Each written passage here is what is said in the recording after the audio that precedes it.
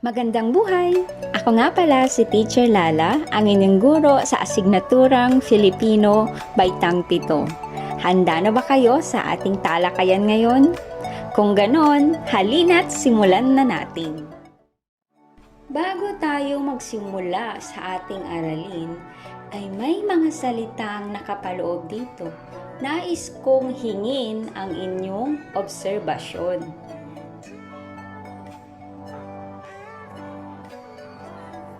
Mahusay.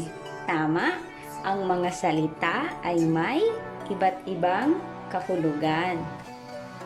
Ang mga salita ay may kalaliman.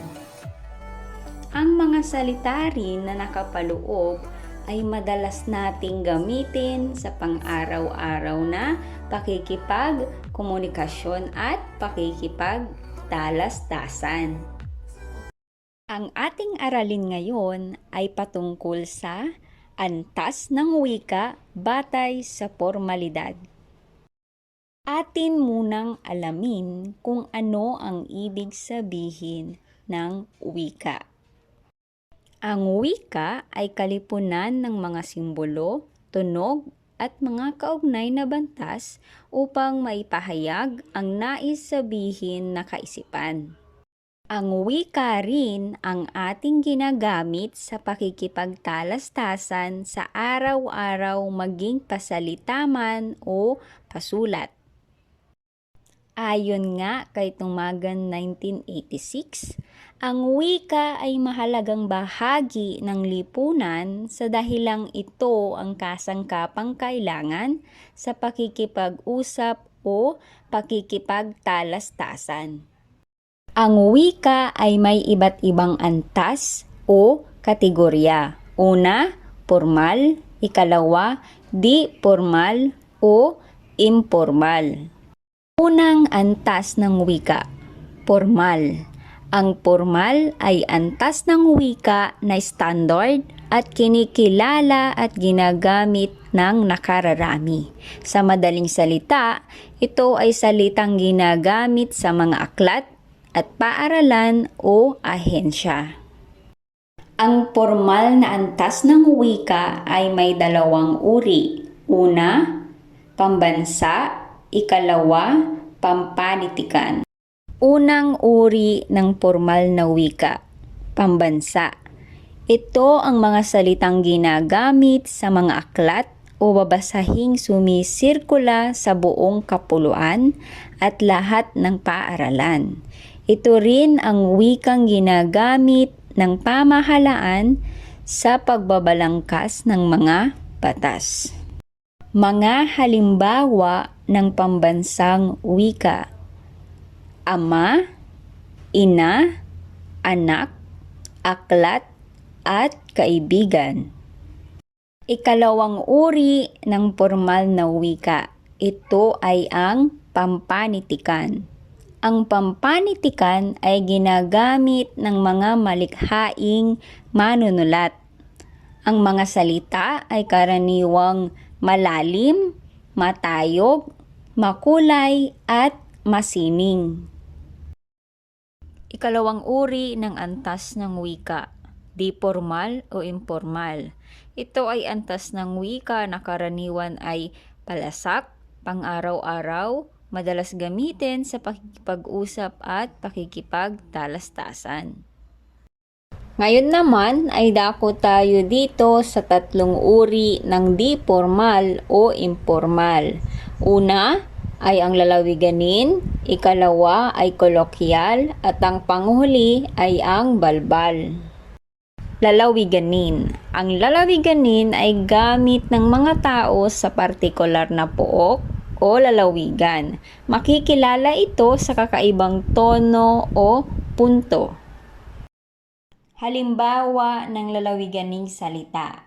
Sa Pangasinan, kapag sinabihan kang magana ka, sa Tagalog, ang ibig sabihin nun ay maganda. Sa Ilocano naman, pag sinabing manong at manang, sa Tagalog ito ay kuya at ate. Sa Bisaya, Kapag sinabing galupad ang langgam, sa Tagalog, ang ibig sabihin nun ay lumipad ang ibon.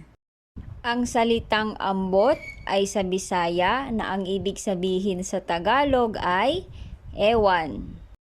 Ikalawang uri ng di formal na antas ng wika. Ito ay ang colloquial.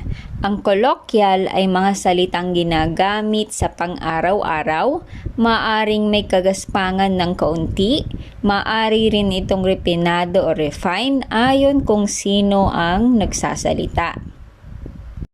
Madalas itong ginagamit sa pagpapaikli o pagkakaltas ng salita o kaya'y mapagsama ang dalawang salita. Ito ang mga halimbawa ng colloquial na mga salita. Una, paano, mula sa salitang paano. Ikalawa, kailan, mula sa salitang kailan. At ang huli ay tay, mula sa salitang tatay. Ikatlong uri ng di formal na antas ng wika. Ito ay ang balbal.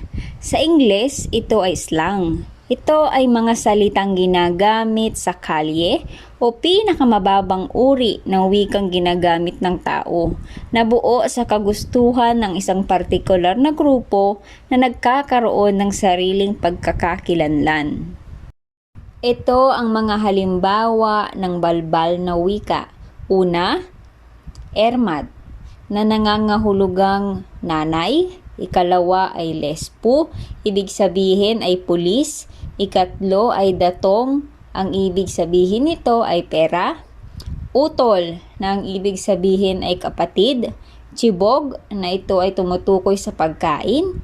Epal, na ibig sabihin ay mapapel. Todas, na nangangahulugang patay. Olats, or talo. Dekwat, na ang ibig sabihin ay nanakaw. Narito naman ang kabuuang halimbawa ng formal at di formal na antas ng wika. Sa unang bahagi, kapatid. Ito ay pambansang wika. Kapag sa pampanitikan naman, ito ay tinatawag na kapusod. Kapag sa lalawiganin naman, igsuon na nagmula sa Bisaya. At sa colloquial, ito ay may katawagang tol. At sa balbal, ito ay tinatawag na utol. Ikalawang halimbawa.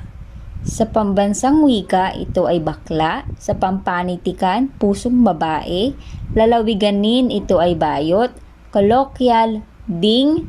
Sa balbal, ito ay may katawagang pading. Sa wikang pambansa, kaibigan. Sa pampanitikan, ito ay kapusod. Sa lalawiganin, ito ay amigo. Sa colloquial, ang tawag dito ay igan. At sa balbal, ang katawagan dito ay peshi. Ngayong tapos na natin talakayin ang antas ng wika batay sa formalidad. Pakibanggit nyo nga kung ano yung dalawang uri ng antas ng wika. Mahusay, ito ay ang formal at di formal. Ngayon naman ay ating subukin kung kayo ba ay may natutuhan sa ating aralin ngayon. Bilang panuto, basahin at unawaing mabuti ang nakapaloob sa bawat bilang. Piliin kung ito ay lalawiganin, pampanitikan, pambansa, colloquial, o balbal na salita. Handa na ba kayo? Tara, simulan na natin. Sa unang bilang ay buhay. Anong salita kaya ito? Mahusay. Ito ay pambansa. Sa pangalawang bilang naman, todas. Magaling. Ang todas ay balbal, na ang ibig sabihin ay patay. Sa ikatlong bilang naman,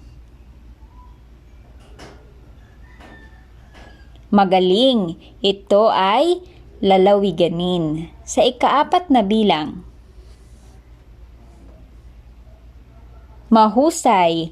Ang olats ay salitang balbal na ang ibig sabihin ay talo. Sa ikalimang bilang naman, penge. Magaling. Ito ay salitang kolokwyal. Sa ika-6 na bilang ng hihilakbot, anong salita ito? Tama, ito ay salitang pampanitikan. Sa ika-7 bilang naman,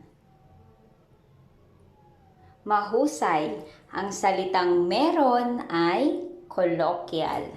Sa ika-8 bilang, panibugho. Magaling, ito ay salitang pampanitikan. Sa ika-9 na bilang naman,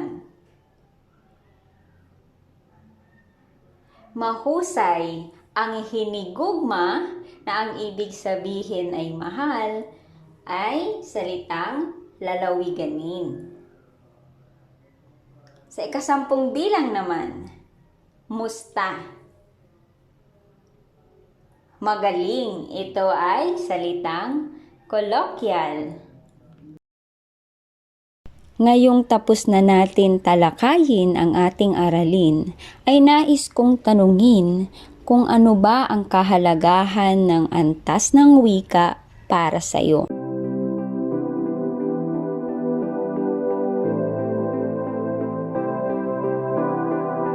Mahalaga ang antas ng wika dahil isa sa pinakamahalagang aspeto ng isang komunidad o grupo ng tao ay ang kanilang wika.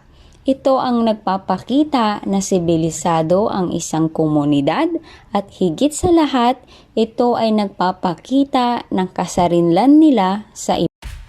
At dito na nagtatapos ang ating aralin. Muli, ako si Teacher Lala na nagsasabing gaano man kahirap ang sitwasyon, basta't ngumiti ka lang, kapit lang, laban lang, kayang-kaya mo yan. Hanggang sa muli, paalam!